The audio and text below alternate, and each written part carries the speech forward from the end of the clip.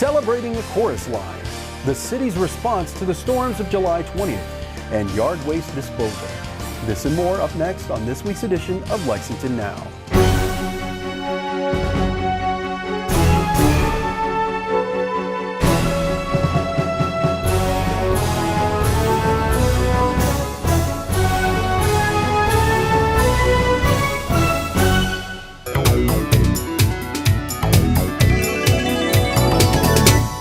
I'm Neil Noah, and this is Lexington Now.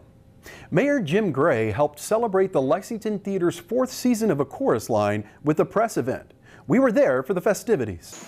As everybody here knows, and this cast surely knows, the production of A Chorus Line in Lexington is going to be one singular Lexington sensation. That didn't say applause line, Susan, but it worked. Jeremy and Lindy Franklin Smith are here, of course, the producing director and the artistic director of the Lexington Theater Company. And we have been so blessed by their work, their presence, their commitment and dedication here in Lexington. Jeremy and Lindy, thank you so much for all you do. The Lex is one of a kind in Lexington.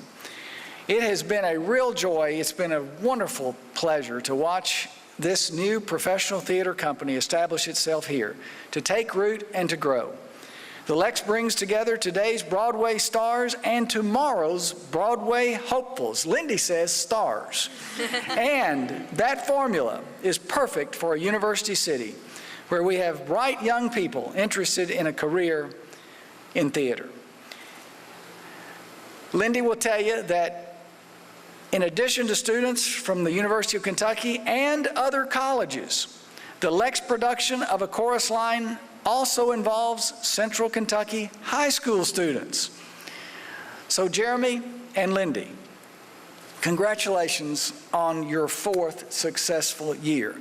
I was here, like many of our citizens in Lexington, many who enjoy these performances. I was here just a few weeks ago for a great rendition of The Music Man. It was so much fun. And that's when we talked about doing this just today. So Lindy, why don't you tell us more about A Chorus Line? It's my understanding that tickets are still available. Right, that's right. They are going fast, folks, but tickets are still available. Lindy, come on up.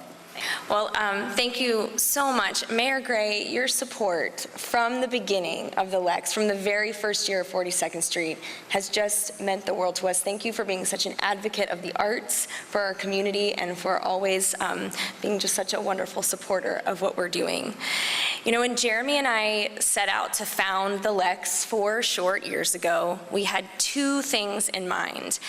One thing that we really wanted to do was to pay it forward. We had the incredible opportunity to work at some amazing professional regional theaters when we were in college. It changed our lives, it launched our careers, and we just felt like if we could do that for just one other person, it would make our hearts sing.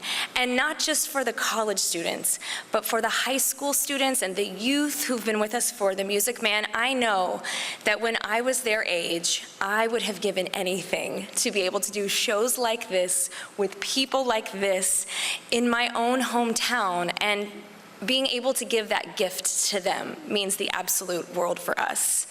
And the second thing that we really wanted to do was to give Lexington something fabulous, because we just feel that Lexington deserves to have a first-class professional regional theater, one that Central Kentucky is going to be talking about, but also one that is going to put Lexington on the map in terms of the larger national theatrical landscape. And I am so thrilled and proud to say that after 4 short years, it's happening. It's happening. We are so glad to be here and to hear that people in New York City, people on Broadway, people at these top collegiate musical theaters across the country are talking about the Lex. And I'm so happy to say that Jeremy and I feel like this is just the beginning. We have so much in store. We are so ready to grow here at the Lex and continue doing the work that we're doing. But in order to do that, we really need the support of this community. So if you haven't yet, please go out and grab a ticket for a chorus line. Spend next weekend with us. I can promise you that you are going to have a great time, that you are going to leave this building feeling uplifted, and that you are going to feel like you are on Broadway right here in your hometown. So join us for a chorus line. A 5, 6, 7, 8.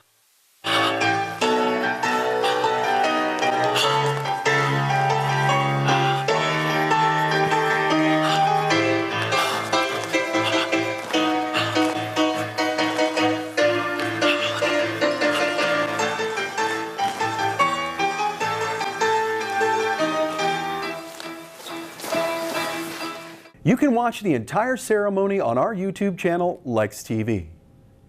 On July 20th, a strong line of storms struck Lexington, causing widespread damage to trees, property, and infrastructure. But the city responded with safeguards we have in place. We spoke with a few of our divisions to ask them how they handled things when the weather turned nasty. When the storms first hit Lexington, police were among the first to respond. But as Sergeant Billy Richmond explains, they were not alone. It's a coordinated effort, not just with the police department, but several things come into play within the urban county government. Streets and Roads, of course, is working diligently to clear roadways of the trees and things like that. We have people that coordinate with Kentucky Utilities or whoever the utility company is to ensure the safety of the citizens, because once these things pass, then we have to deal with the aftermath and those folks who are affected by it, whether it's simply a power outage or if they have some structural damage to a home. So there's a lot of different agencies that become involved. That also includes the fire department, our emergency services people through DEEM.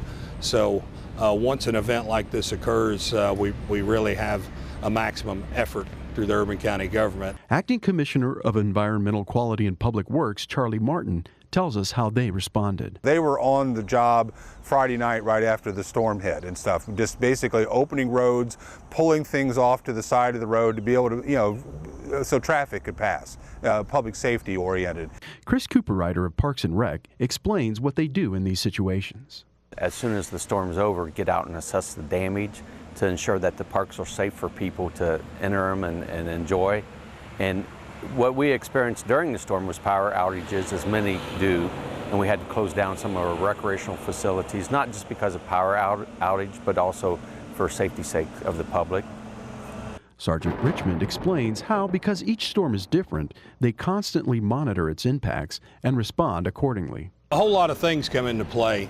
I mean, clearly the weather forecast kind of sometimes may help us. It's very hard to gauge exactly the impact of what a storm may or may not be.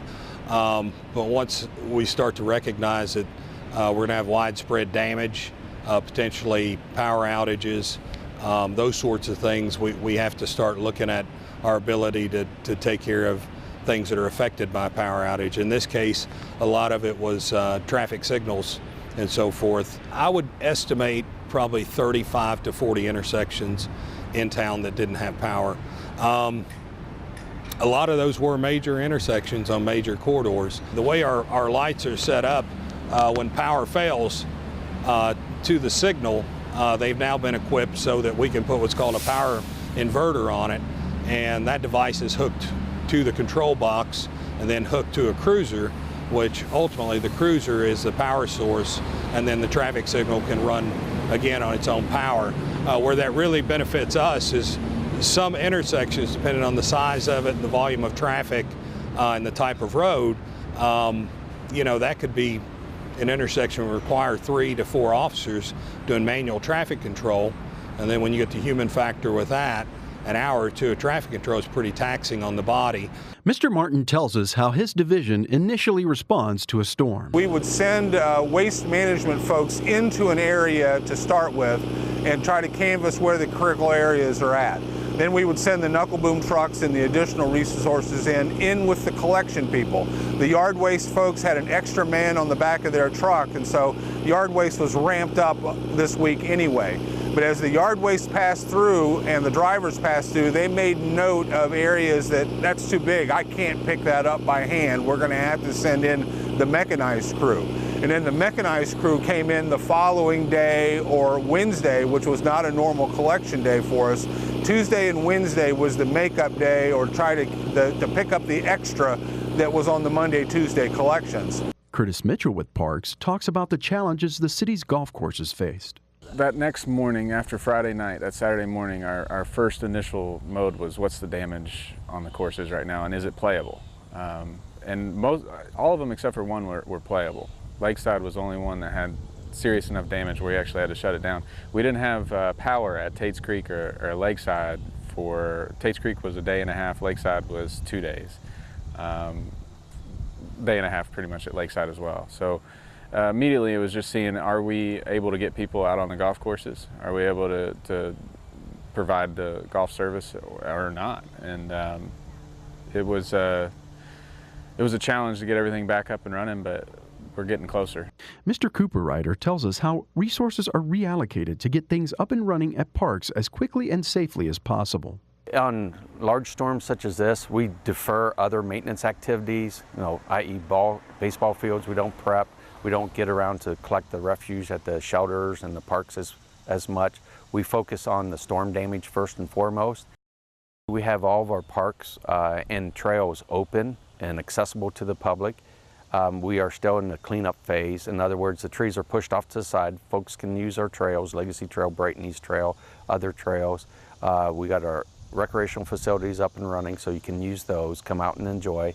And we're at the point now is it's cut up, clean up. We'll probably be on it for another week and a half. After the initial response, it's now time for cleanup and the difficulties involved. And Mr. Martin explains how you can help. It's challenging only because not everybody sets everything out the same way. In some of the areas that we're picking up, they're not part of our normal collection route. They're private haulers, but yet we're still coming out there to get that storm debris. If we don't provide them a means to be able to dispose of it, that could present problems in other areas, and we want to try to avoid that if all possible. The folks that are actually removing this stuff and bringing it here instead of us collecting this is helping us a lot. So don't discourage anybody from taking matters into their own hands. If they have a friend that has a trailer or a truck and they want to bring it down here and dispose of it, we'd be happy to take it. Because like I said, that you won't wait as long probably as far as having to wait till we get there, because it was a widespread problem, and with 500 calls and they continue to come in, it's been difficult to catch up, much less get ahead. The storms really brought out the best in people and showed how fortunate we are to have the resources and the community we have. We're real fortunate, I think, as a community to have those kind of resources available to us, and like I said, we're always continuing to grow on that. Our folks helped with the free food giveaway the day after or the Monday after, so we pulled a couple of our staff to help with that initiative as well. I think all of us that work for Parks and Recreation love the aspect of community, and you really got to see that on that day. We got there and there were people lining up before it even started, which meant it was a need that was really there and really needed to be met. And then we had people there trying to pick up food for their neighbors, trying to help family members get in the door, kids being encouraged to use polite manners as they came through. I mean, it was just really a good showing of people coming together and getting through a situation. That's one of the great things about Lexington, though, is that people pitch in together, and it's been a really good outcome, I think, so far, because everybody's worked really well together. Folks that have called Lex Call and asked us to come for a special pickup, they've been very patient as far as waiting for us to get there, realizing that these kind of storms really tax our resources. When we come back, we'll tell you how to handle yard waste.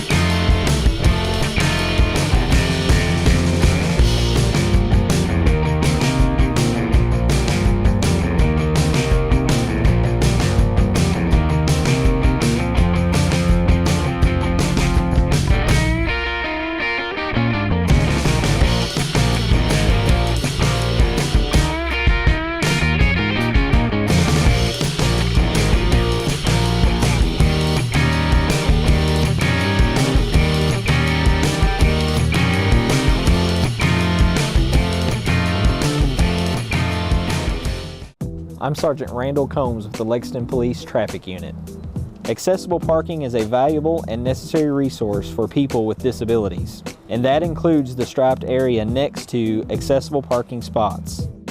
These are access aisles, and it is illegal to park here, even if you have an accessible parking permit.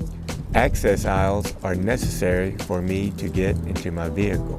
They are there because many of us need that space to use our ramps or to transfer into a wheelchair. It's frustrating when a car is parked in the access aisle because I don't have room to get into my van. Police and LexPark are writing tickets when they see vehicles parked in an access aisle, and the fine is $250. Know where and where not to park. Keep the access aisles clear. Thank you and drive safe.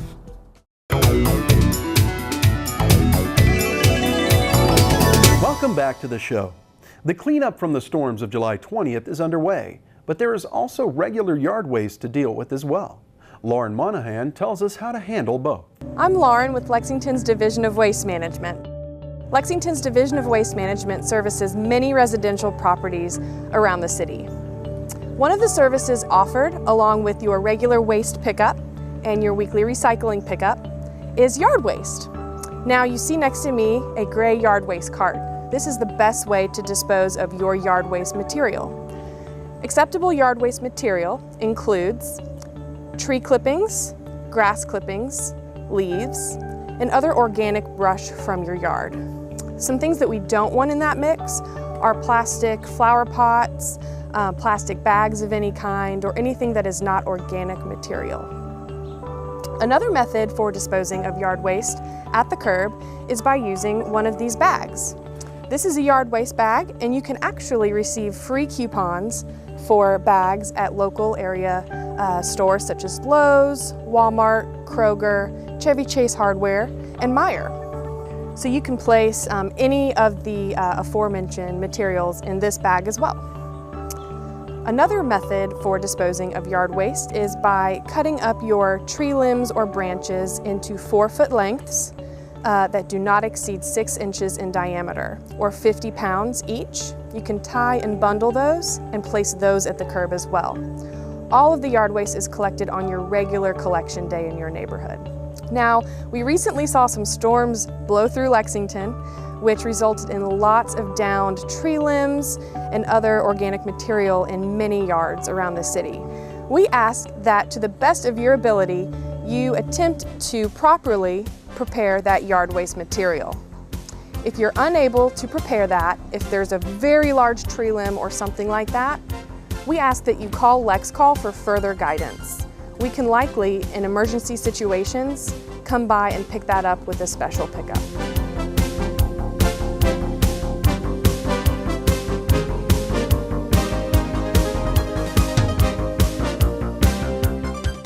LexTran is doing its part for the environment with the new cleanup measures at its stops. Susan Pluger and Mary Kate Gray explain. We're at a LexTran bus stop to let you know about a new initiative of the Keep Lexington Beautiful Commission in conjunction with LexTran. We're working together to install 50 cigarette ash urns at local LexTran bus stops, as well as a few ash urns at the transit center downtown. We have a lot of issues with cigarette litter in Lexington, which we're working to address, and we were able this year to receive a $10,000 grant from Keep America Beautiful to allow us to purchase the cigarette ash urns and to have them installed. LexTran is very excited to partner with Keep Lexington Beautiful to work in keeping the bus shelters clean. We have a lot of bus stops throughout Lexington, nearly 1,000, and maintaining the cleanliness of those bus stops is very important to us. The cigarette ash urns are going to be a great asset to these bus stops, hopefully to kind of maintain some of that cleanliness. We know a lot of our passengers are smokers, and so that giving them an opportunity and a place to dispose of their cigarettes, it's an important initiative for us to make sure that our bus stops are clean for our riders. The purpose of this project is to provide a safe place for people to place their used cigarette butts and cigar tips. Cigarette litter is a problem for a lot of reasons. One, it's a stormwater pollutant, so as it rains, it washes the cigarette butts that are on the ground down into the storm drains. That goes directly into our streams creeks and rivers. They are also a concern related to fire hazard. So as people need a place to put down their cigarette butts, if they, for example, put it into a trash can, that's a fire hazard. That's something that is not good, and we do not want anyone doing that at a Lextran bus stop or anywhere for that matter. Oftentimes people just throw them out. They may throw them out of their car. They may throw them out onto the ground as they're walking and stomp on it. And that's pretty much what we see in Lextran bus stops and other places, public spaces that do not have cigarette ash urns. They tend to put them on the ground and stomp them out as the way to do the safest way to handle them. So we want to provide another safe way for people to address their cigarette butt issues. So the receptacles at the bus shelters will allow people that place to put them. In addition to that, we're going to be providing pocket ashtrays where people can carry these in their pocket. They can put any used butts into that, take it home, dispose of it safely at home, and that keeps it off the ground, out of our storm drains, and out of our trash cans. In addition to that, we also, Keep Lexington Beautiful also has car ashtrays that we can provide for free. All of these are free at no cost to people who would like them. And so they're a nice, convenient way to take care of cigarette butts in your own car instead of throwing them out the window. Lextran's excited to install these 50 cigarette ash urns at various locations throughout town. If you are a rider and you're at a Lextran bus stop, just pay attention. You may see some of them around town already. The urns will be installed on the shelters, and it'll be an easy way for you to dispose of those cigarettes once you're done smoking. We ask that you please try and keep those spaces clean for other passengers. They are public spaces, and we want to make sure that we can maintain cleanliness, make sure those stay looking good for other passengers. The council is still on summer break, and we have no televised meetings scheduled this week. But when there are, you can find any televised meeting live here or archived at lexingtonky.gov/LexTV, or find our other programming here or on YouTube channel Lex TV. That's all for this week. Keep up with us on social media and check out the latest traffic updates on Twitter at LexRex, or catch our live traffic cams on lexingtonky.gov. For the staff and producers at Lex TV, I'm Neil Noah, and that's it for now.